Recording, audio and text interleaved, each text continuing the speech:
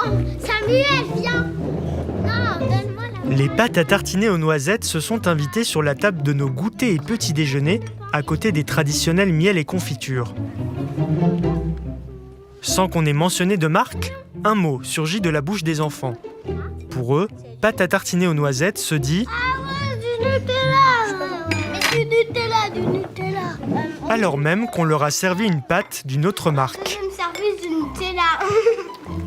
De Nutella partout. Et je veux celui de Nutella. Et c'est quoi ce qui était le meilleur?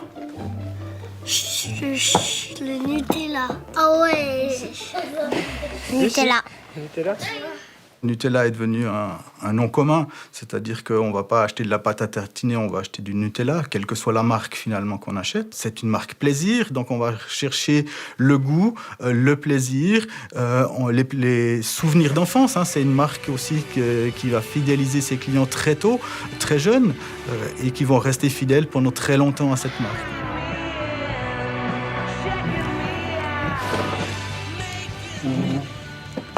Si les enfants raffolent des pâtes à tartiner aux noisettes, c'est parce qu'à cet âge-là, ils sont des becs à sucre. Mais aussi parce qu'ils sont l'une des cibles privilégiées des publicitaires.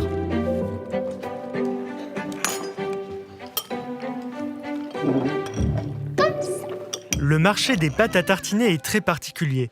Nous n'avons pas de chiffres pour la Suisse, mais on sait qu'en France, la marque du groupe Ferrero détient environ 70% de parts de marché. Dans beaucoup de marchés, on trouve 3 concurrents principaux. On a un leader qui domine le marché, on a un challenger qui essaye de lui prendre la première place, et puis on a un 3e concurrent un peu plus loin derrière qui se partage ou qui essaye de grappiller quelque part de marché. Ici, on a un marché avec un leader dominant, seul, et de plus en plus des nouvelles marques, des petites marques qui essayent de se faire une place.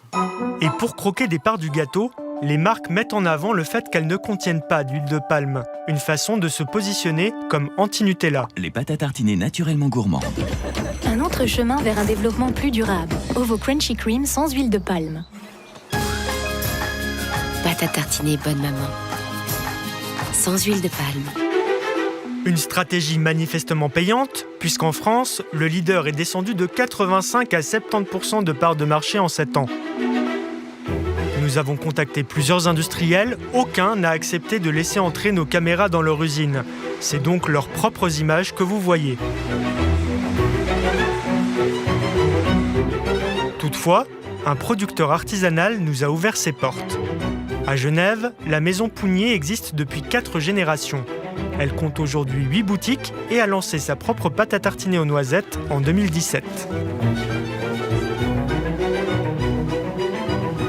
On a voulu faire notre propre pâte à tartiner maison parce qu'il y a 5 ans en arrière, on a vu que ça prenait un peu plus d'essor. Les grandes surfaces proposées avaient un grand éventail de pâte à tartiner. Parallèlement, les artisans aussi se sont mis à en faire eux-mêmes. Donc on s'est dit, on va faire partie aussi de cette histoire. 28 ans chez Pougnier, Nicole Farine est une chocolatière expérimentée. Avec son collègue chocolatier Geoffrey, ils vont nous montrer les ingrédients utilisés et les principales étapes de production. Tout commence ici avec la torréfaction des noisettes.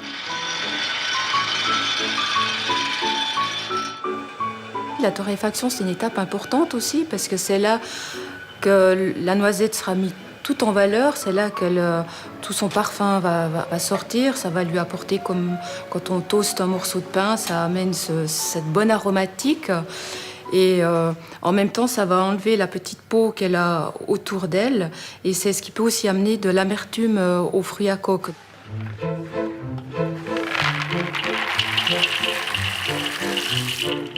Les noisettes sont ensuite caramélisées avec du sucre glace. De l'huile de noisette est ajoutée.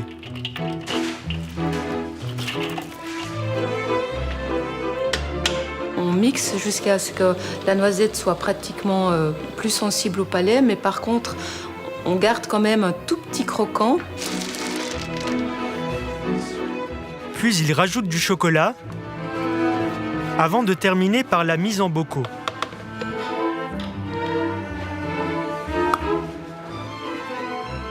La petite équipe produit une 50aine de pots par mois. Une production à petite échelle qui n'explique pas à elle seule le coût du produit. La qualité des ingrédients a aussi son importance. Alors la noisette du Piémont est 2 fois plus chère que la noisette turque. La noisette du Piémont, c'est simplement la meilleure noisette au monde. Déjà par son goût surtout. La turque, elle est beaucoup plus petite, elle est moins aromatique. Chez eux, les noisettes viennent toutes du Piémont, alors que dans la plupart des autres pâtes, c'est un joyeux mélange international. Autre ingrédient onéreux, l'huile de noisette. On a pris l'huile de noisette parce qu'on ne voulait pas ajouter un autre fruit à coque ou une autre huile. Donc on est vraiment resté sur la noisette pour qu'il y ait tout au long de la dégustation ce goût de noisette qui reste bien en bouche. Ajoutez à cela un chocolat grand cru, le prix du pot de 250 grammes revient à 12 francs 70, soit presque 4 fois plus cher que le leader du marché, mais avec 4 fois plus de noisettes. Des noisettes, du sucre, du chocolat, un corps gras, les ingrédients de base sont toujours un peu les mêmes et pourtant, les goûts varient fortement d'un bocal à l'autre. 2 experts plongent leur cuillère dans ces préparations pour vous dire quels sont leurs points forts et leurs points faibles.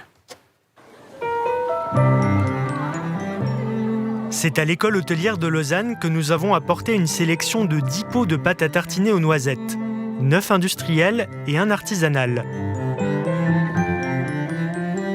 Pour décrypter les goûts, consistance et texture de ces produits, quoi de mieux qu'une dégustation à l'aveugle sans classement.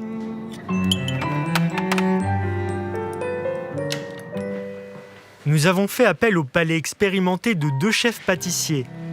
À gauche, Julien Grado, vainqueur de la Coupe du Monde des traiteurs en 2017.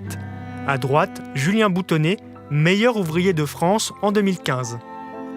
Pour moi, sur l'ensemble du plateau, de manière assez générale, qu'est-ce qui ressort ? Eh bien, pas suffisamment le goût de noisette, alors qu'une pâte à tartiner devrait mettre en priorité ce bon goût de fruits secs. Dans les premières que j'ai goûtées, la 2, admettons, j'ai des longueurs en bouche de sucre. Et après, le gras, il y a un gras qui reste collé un petit peu au palais. Et je pense qu'aujourd'hui, la tendance de la pâtisserie en général ou de la chocolaterie, c'est de désucrer et d'enlever de la matière grasse. Et c'est pas forcément ce qu'on va retrouver ici. Et pourquoi ? Comment on peut expliquer ce décalage ? Je pense que pour un industriel, l'intérêt numéro 1, c'est peut-être la texture et les goûts. La pâte qui contient le plus fort pourcentage de noisettes ne les a pas convaincus. J'ai trouvé qu'il y avait beaucoup d'amertume. Et je trouve qu'elle n'est pas destinée à une clientèle, on va dire, enfantine. Elle est très, très, très violente, on va dire. Alors pour moi, ça, typiquement, c'est vraiment pas une pâte à tartiner. Parce que regardez, elle est liquide.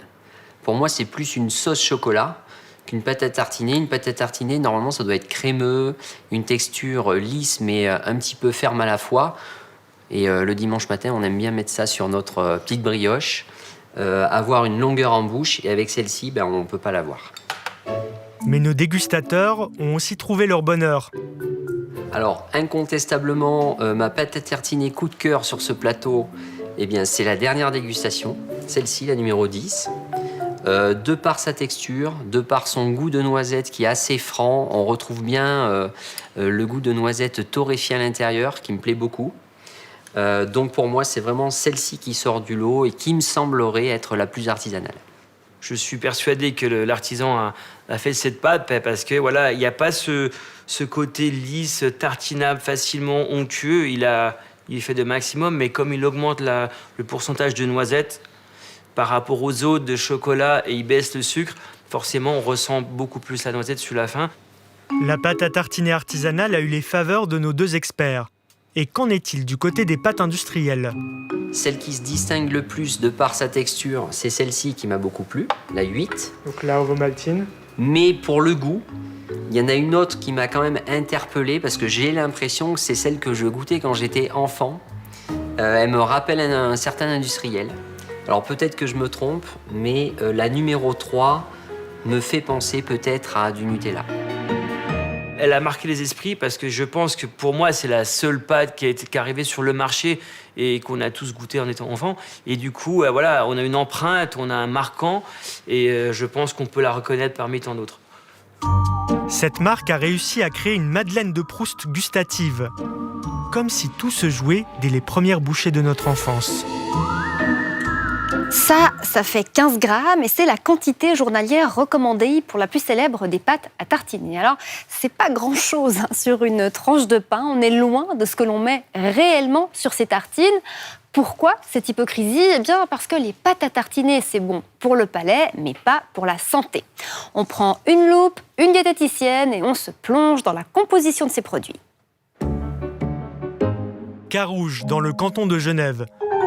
Nous avons apporté une quinzaine de pots à une diététicienne pour savoir ce qu'elle pense de ces pâtes à tartiner aux noisettes. Du point de vue du fabricant, les pâtes à tartiner aux noisettes, c'est un aliment qui est censé donner du plaisir. Et ça marche assez bien, parce qu'il y a beaucoup de gens qui y trouvent un goût de reviens-y, on va dire. Après, du point de vue nutritionnel, ces pâtes à tartiner, ça n'a aucun intérêt. Et pourquoi ? Ça n'a aucun intérêt parce que déjà, c'est assez typique des aliments ultra transformés. C'est très riche en graisse et en sucre, mais en général pas de la meilleure qualité. Il y a soi-disant un peu de noisettes dedans, mais c'est des toutes petites quantités. Donc en fait, ce sont des pâtes à tartiner qu'on ne consomme pas pour leur intérêt nutritionnel, mais parce que éventuellement certaines personnes aiment le goût. Ces pâtes artisanales contiennent respectivement 54% et 32,7% de noisettes. Du côté des pâtes à tartiner industrielles, la part de noisettes est très variable, de 8% jusqu'à 48%. Mais dans la plupart des pots, cette proportion se situe autour de 13%. Peu de noisettes donc, mais beaucoup de sucre et de gras. Les fabricants, en tout cas pour le Nutella, recommandent une portion de 15 grammes. Ça fait tout petit, hein, ces petites portions individuelles. Dans ces petites portions de 15 grammes, il y a environ 5 grammes de matière grasse, donc une cuillère à café, et 9 grammes de sucre. À consommer avec modération donc. Mais attention, toutes les graisses ne se valent pas. Certaines sont mauvaises pour la santé.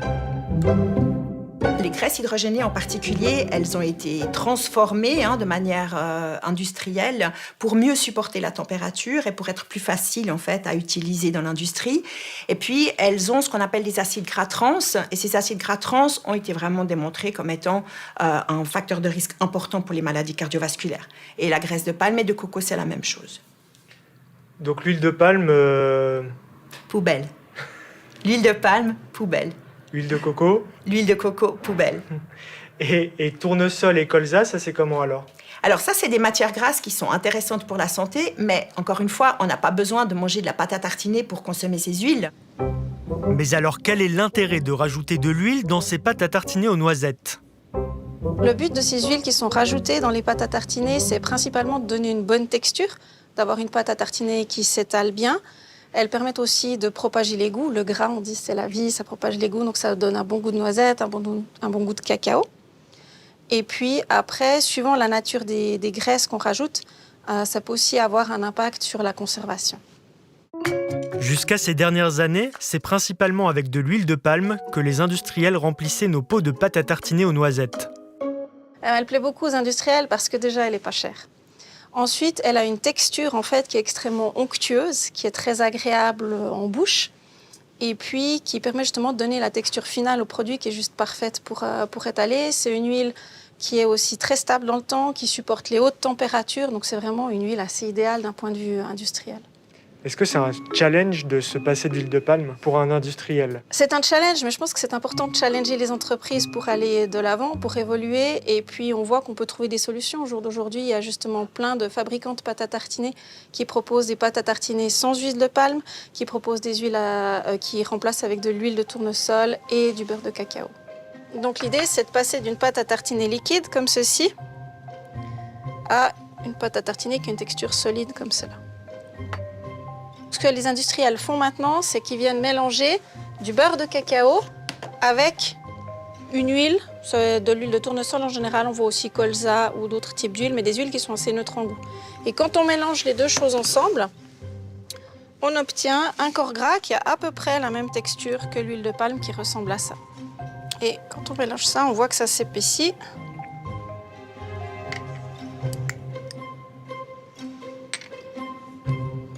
J'ai maintenant une pâte à tartiner qui est beaucoup plus solide qu'avant. Reste que même avec des bonnes huiles comme le tournesol et le colza, ces pâtes à tartiner sont des bombes caloriques. Ce que les publicités se gardent bien de mettre en avant. Et c'est bon. Dans ces publicités, un des problèmes, c'est qu'on montre donc la pâte à tartiner ensemble avec des aliments qui sont associés à une bonne santé, comme par exemple le lait ou les fruits.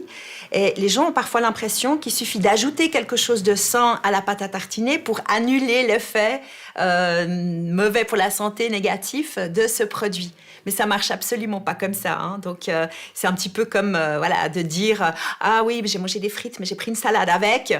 Bon bah oui, c'est ok, mais ça s'annule pas l'un l'autre malheureusement.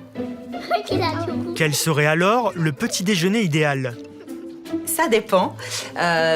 Si on parle des enfants qui sont le public cible quand même de ces pâtes à tartiner, idéalement, il faudrait une source de protéines. Le plus souvent, on va proposer un produit laitier, genre lait, yogourt ou éventuellement fromage ou fromage blanc.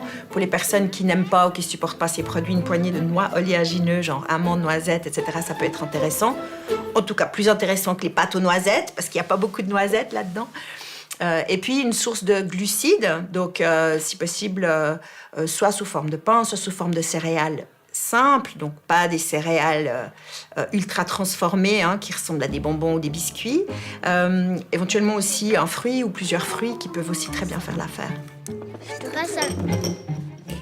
Il y a l'impact de ces pâtes à tartiner sur la santé et puis il y a leur impact sur l'environnement. C'est pour cela que l'huile de palme, qui représente 20% d'un pot comme celui-là, fait polémique. Les défenseurs de la nature s'affrontent d'ailleurs sur la manière de minimiser cet impact depuis des années.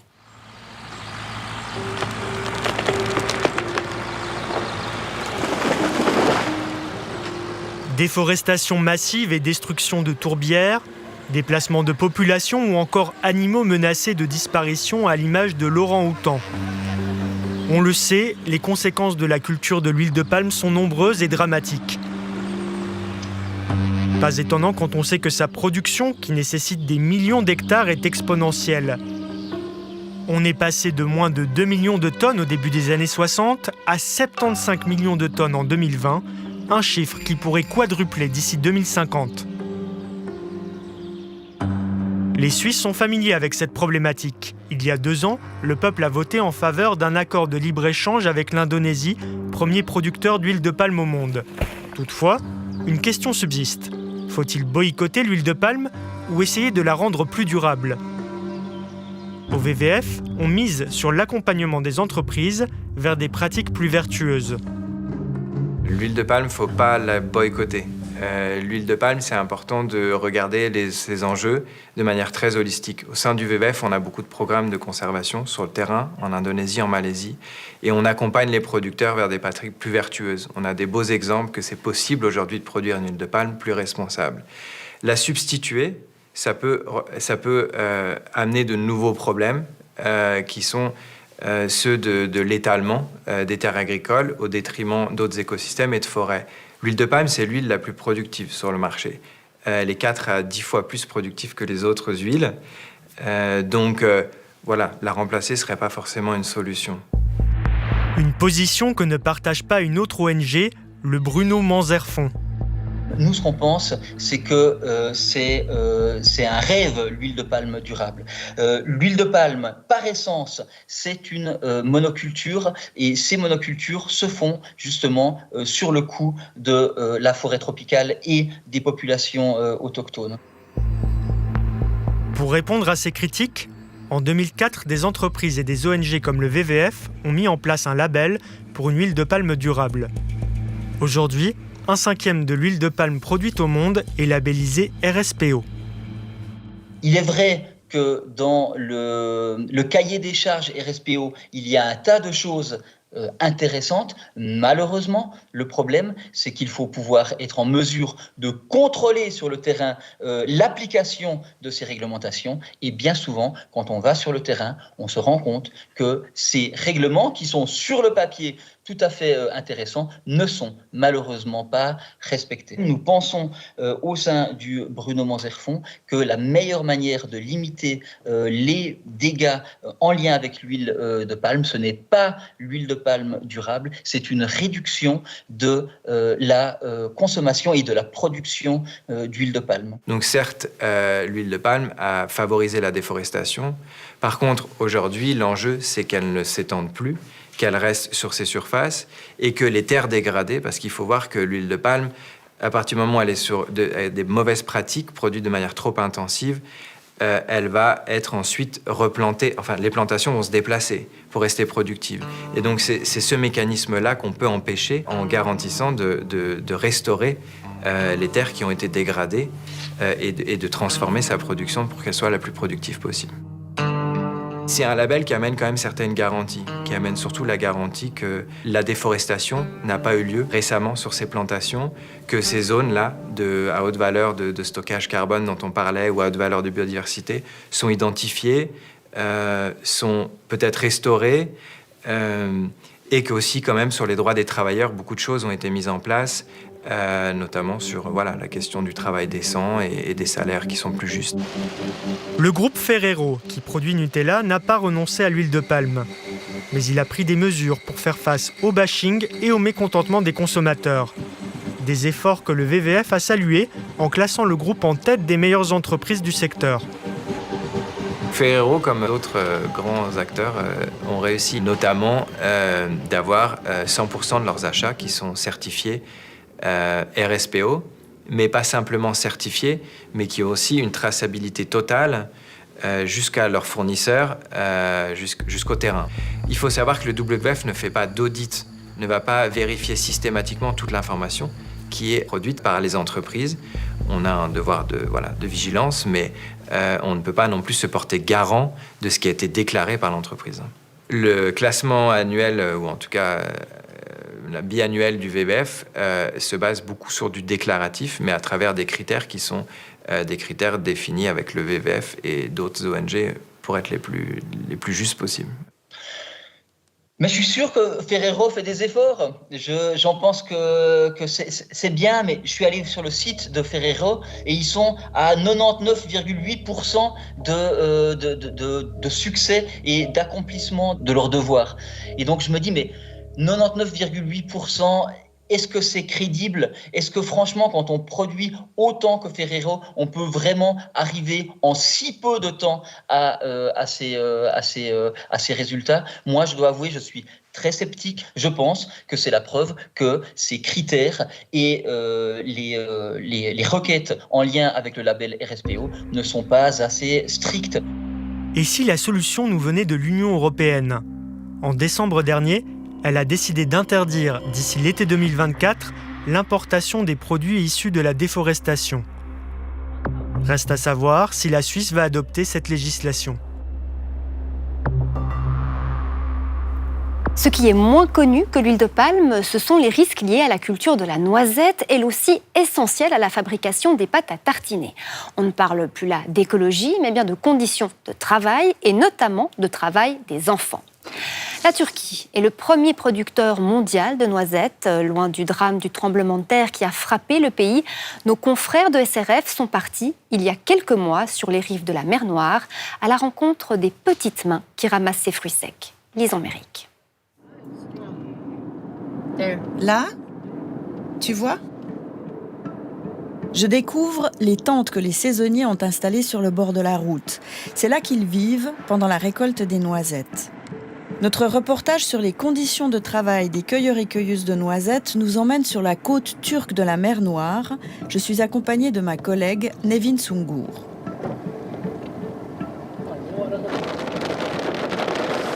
On nous a indiqué ce village de tentes installé sur le site d'un aéroport inutilisé.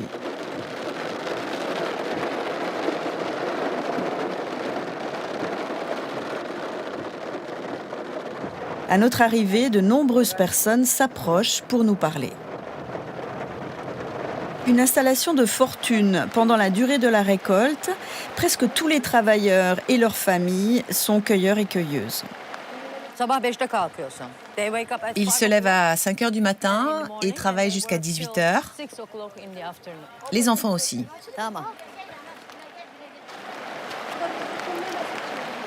Cette famille a emprunté la tente qui leur sert de maison. La mère nous explique que la famille habite dans l'est de la Turquie, qu'ils sont très endettés et doivent absolument gagner de l'argent. De plus, leur plus jeune fille est malade, elle a besoin de médicaments.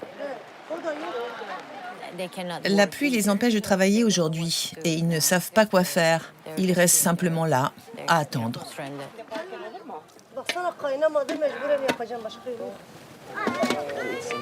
Du haut de ses 11 ans, Berat aide ses parents autant qu'il le peut. Des centaines de tentes abritent des familles venues de la même région pauvre du pays et à partir du mois de mars, elles se déplacent dans toute la Turquie au gré des récoltes. Pour trouver de l'eau potable, Berat et son ami Aras doivent parcourir 1 kilomètre jusqu'au seul robinet disponible dans ce village de tentes.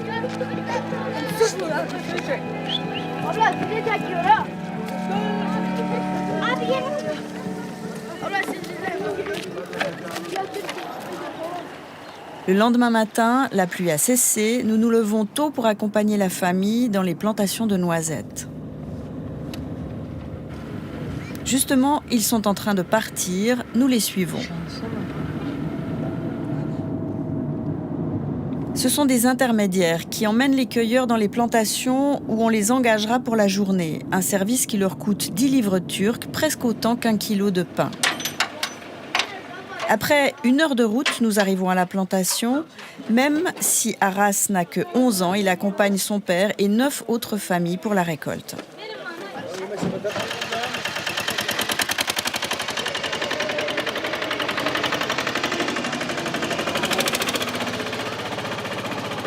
La plupart des noisetiers sont difficiles d'accès. Le travail dans ces pentes raides est pénible et la journée est longue. 11 heures à cueillir ou parfois ramasser les noisettes par terre pour un salaire de 12,80 francs par personne. Les enfants touchent encore moins pour leur travail.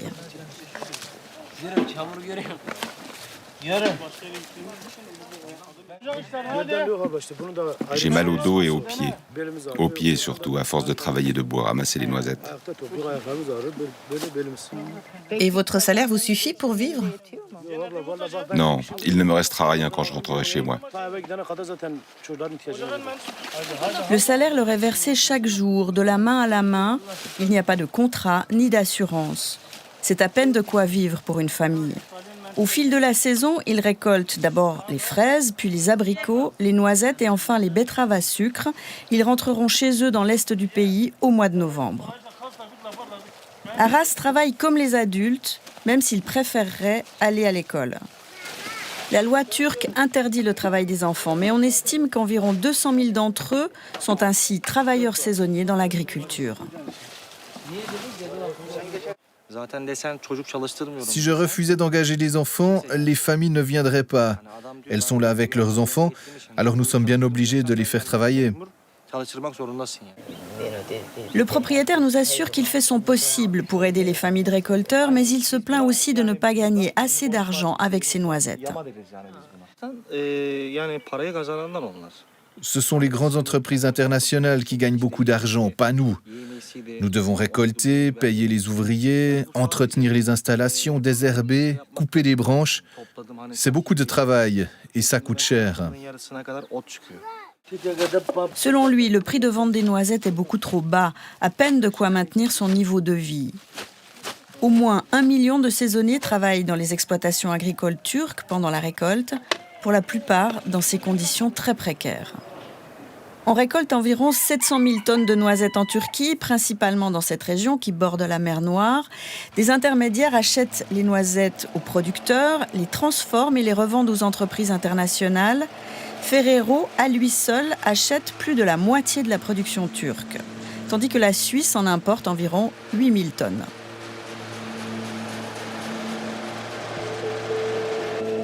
Nous avons interpellé les entreprises suisses à propos des conditions de travail des cueilleurs de noisettes en Turquie.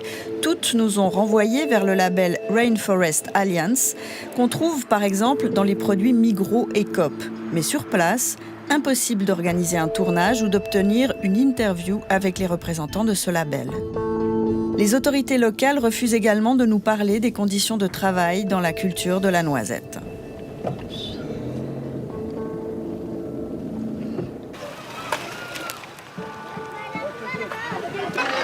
C'est la fin d'une longue journée de travail. Les cueilleurs rentrent au village de Tente. Ils sont fatigués et affamés.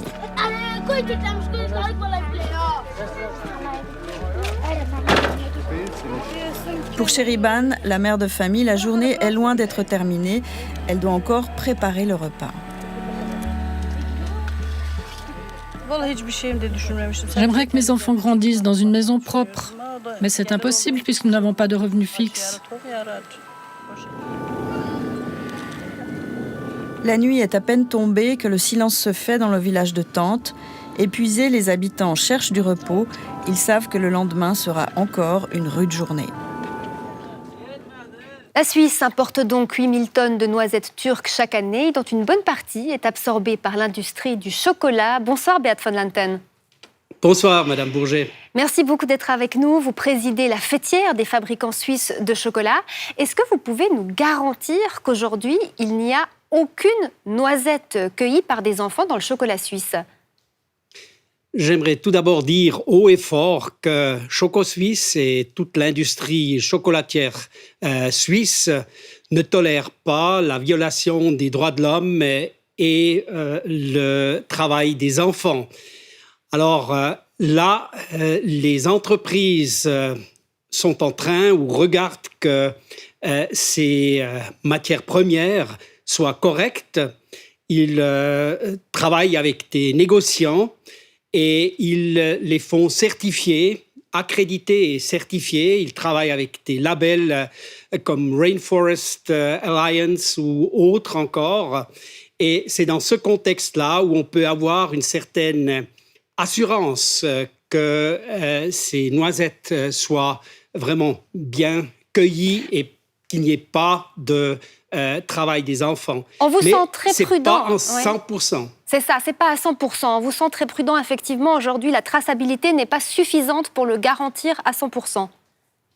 Bon, la traçabilité, on essaye de garantir la traçabilité. Il y a par exemple des entreprises comme par exemple Camille Bloch qui produisent ou produiront à l'avenir les noisettes elles-mêmes en Géorgie. Là, bien évidemment, la traçabilité sera garantie. Mais avec ces multitudes de petits producteurs qui donnent leurs produits un cracker, tout est mis ensemble et là, la traçabilité n'est pas à 100% garantie. C'est assez déstabilisant pour le consommateur, franchement. Si on veut être sûr de ne pas cautionner ce système d'une manière ou d'une autre, la seule solution, c'est de ne plus manger de chocolat aux noisettes. Non, c'est vraiment pas le cas. En fait, nous voyons qu'il faut vraiment travailler, et c'est notamment Choco Suisse, l'association qui travaille avec l'organisation fêtière au niveau européen. Nous avons mis en place un projet très intéressant et important pour prévenir ce risque de travail des enfants. Et avec ce projet, nous pouvons vraiment garantir que les enfants sont pris en charge et ils reçoivent une offre éducative pendant que les parents vont cueillir les noisettes. Et c'est vraiment un projet modèle qu'il faut encore développer et élargir. Ouais, un projet qui permet effectivement de préserver une partie des enfants de cette activité, de ce travail, mais projet, on l'a bien compris, qui est loin d'être encore suffisamment efficace. Merci beaucoup, Beat van Lanten. Très bonne soirée à vous. Voilà, vous êtes informés, à vous de choisir. Le témoignage maintenant d'un téléspectateur. Il a acheté une maison, le rêve d'une vie, mais celui-ci a tourné au cauchemar quand il a découvert que sa pompe à chaleur n'était pas comprise dans le prix. Les explications de Gabriel Tégédor. Une vue à couper le souffle sur les Alpes vaudoises. À quelques encablures du centre de Montaix, un projet de lotissement immobilier de 12 villas et 6 immeubles modernes, Monsieur Schleffly tombe sous le charme d'une maison idéalement située. On est en mai 2020. Je m'intéresse à cette maison, je prends contact avec l'agence de vente, je réponds à l'annonce, je reçois la plaquette. Je rencontre ici la personne, on parle de la maison, de l'emplacement et tout ça. Je m'intéresse beaucoup à la maison, le prix était très attractif. Suite à ça, j'appelle ma banque pour demander s'ils sont prêts à financer le projet et on me demande l'extrait du registre foncier que j'ai demandé à la société de vente. Tout ça, c'était bon. Septembre 2020, Monsieur Schleffly signe l'acte de vente et entre dans les murs de sa nouvelle demeure. Le temps passe et 1 an plus tard, une lettre vient troubler la quiétude du lieu. C'est un courrier reçu le 8 octobre, une facture d'une société dont je n'avais jamais entendu parler, avec un numéro de client pour le chauffage domestique et l'eau chaude. Là, je tombe de ma chaise, je contacte le promoteur et à ce moment-là, j'apprends qu'il y a un contrat qui est lié à ma maison pour ma pompe à chaleur de 30 ans, 2700 francs par année. Ces 2700 francs, ça correspond à l'achat de la pompe à chaleur, au remplacement, les pièces de rechange et tout ça, et l'entretien. Il comprend que le promoteur qui lui a vendu sa villa a signé avec une société tierce un contrat de contracting pour sa pompe à chaleur. En clair, son système de chauffage ne lui appartient pas. Et il est censé verser 2700 francs par an durant 30 ans pour la pompe à chaleur, soit 81 000 francs. Une somme qui s'ajoute au prix de vente initial de 790 000 francs. Et le cas n'est pas isolé. Il découvre que ses voisins ont également reçu la même facture. Tous sont liés sans le savoir par un contrat de contracting avec cette même société tierce. Directeur financier dans une multinationale, M. Schleffly est à l'aise avec les chiffres et les contrats. Il n'entend pas se laisser faire, alors il relit l'acte de vente et rien ne fait état de ce contracting. La villa sera cédée, livrée entièrement terminée, bon, c'est quand même mieux, et équipée selon les plans et descriptifs signés et annexés à l'acte. J'ai un autre point qui dit que l'acquéreur n'aura aucun frais de construction supporté en plus du prix de vente. Les villas sont vendues avec leur partie intégrante. Donc pour moi, ça veut dire système d'électricité, système de chauffage, tout fait partie de la maison. Aux yeux de la Chambre immobilière du Valais, cette notion de partie intégrante est essentielle. Sauf si vous êtes sous des latitudes où éventuellement le chauffage et l'eau chaude n'est pas absolument nécessaire. Chez nous, le chauffage et l'eau chaude sont manifestement des parties intégrantes d'un immeuble. On va difficilement pouvoir vous vendre une maison qui n'a ni chauffage ni eau chaude. Donc c'est vrai que ça peut paraître un tout petit peu particulier de dire avec l'ensemble de ces accessoires et des parties intégrantes. Je dois dire être assez surpris. La pratique du contracting est encore rare. On la rencontre parfois dans des rénovations d'immeubles, mais elle pourrait bien se développer sur le marché du neuf, car on l'a compris, elle permet aux vendeurs de diminuer le prix de vente affiché. Mais qu'on ne s'y trompe pas, cette pratique est légale, à condition que l'acquéreur soit informé correctement. Dans le cas présent, la seule mention du contracting tient sur 5 lignes, au cœur de l'extrait du registre foncier. Servitude de jouissance pour le maintien, l'utilisation et l'exploitation d'une installation de production de chaleur par pompe à chaleur air-eau avec droit de passage et d'accès. Il y a une clause qui dit qu'il y a une servitude, mais cette clause-là ne me dit pas que j'ai un contrat de 30 ans pour ma pompe à chaleur.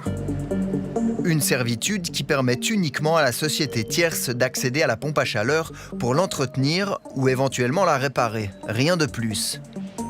On m'a jamais dit que ma pompe à chaleur ne m'appartenait pas. On m'a jamais dit que je me retrouvais avec ce contrat. Du coup, M. Schleffly et plusieurs voisins ont mandaté une avocate pour les défendre. Je ne représente pas tout le quartier, mais en tout cas, dans ce que j'ai pu moi voir sur le quartier, c'est des jeunes familles, avec des jeunes enfants, qui, pour la plupart, ils ont mis toutes leurs économies. C'est un quartier familial, c'est un quartier où finalement, c'est un peu la réalisation de leur vie, l'achat de cette maison. Et je peux vous dire que de pouvoir financer 2700 francs par année sur 30 ans, pour beaucoup, c'est très compliqué. L'acte de vente faisait à peu près 72 pages. Était joint à l'acte de vente en tant que tel, l'acte notarié, puis tous les extraits du registre foncier qui faisaient aussi plus d'une trentaine de pages. Je vous mets au défi de trouver dans cet acte la phrase qui permet de comprendre qu'il y a un contracting. C'est extrêmement compliqué, personne n'a vu de quoi il s'agissait. Et je précise quand même juste une chose, c'est que même s'ils avaient vu, on lit qu'il y a une servitude qui est inscrite en faveur d'une société, on ne comprend pas encore ce que ça implique et quel est le contrat qui va avec. Parce que le contrat n'a jamais été joint nulle part, même pas au registre foncier. Ce contrat, signé par le promoteur, contresigné également par l'entreprise générale et par la société de contracting, prévoit un certain nombre d'obligations. Dans ces obligations, il y avait notamment l'obligation de transmettre à l'acquéreur toutes les informations liées au contrat, et ça n'a manifestement pas été fait. Sans compter que légalement, le notaire est également tenu d'informer l'acquéreur. Le devoir d'information du notaire est évidemment quelque chose qui est tout à fait codifié, qui ressort de la loi sur le notariat. Donc, il a l'obligation de renseigner les parties sur l'ensemble des éléments qui constituent l'opération. Je pense qu'en attirant l'attention des parties sur l'existence de cette servitude, il remplit son devoir d'information. Par contre, comme je vous le disais avant, on pourrait souhaiter que ce devoir d'information aille un tout petit peu plus loin, et notamment lorsqu'il est en face d'un novice en matière immobilière, de lui dire que cette servitude a une conséquence qui est celle du contracting. Contactés, le notaire, la vendeuse, le promoteur et l'entreprise générale se renvoient la balle sur d'éventuels manquements. Aucun n'a souhaité apparaître dans le reportage, estimant que les procédures pénales et civiles suivaient leur cours. Mais au-delà du cas particulier, les futurs acquéreurs doivent rester vigilants et éventuellement demander conseil et relecture des pièces à une chambre immobilière ou à un acteur indépendant. Et on termine cette émission avec un petit tour au supermarché et une histoire de chariot de plus en plus gros. C'est le clin d'œil de notre chroniqueuse, Leila Rulli.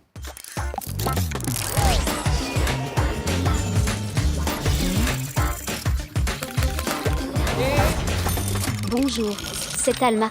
Vous aussi, vous avez l'impression d'être aux commandes d'un porte-avions quand vous prenez un chariot au supermarché? C'est une impression? Ou sont-ils vraiment devenus immenses? En effet, chère Alma, depuis leur invention, la taille des chariots a quelque peu prospéré. Véritable emblème de la grande distribution, le caddie a copié notre société de consommation. Au fur et à mesure que les surfaces commerciales se sont agrandies et que le choix de produits s'est étoffé, les chariots ont eux aussi pris de l'ampleur. Depuis les années 50-60, leur capacité a été multipliée par 6, passant de 40 litres pour les premiers gabarits à 240 litres pour les plus gros modèles actuels. La raison ?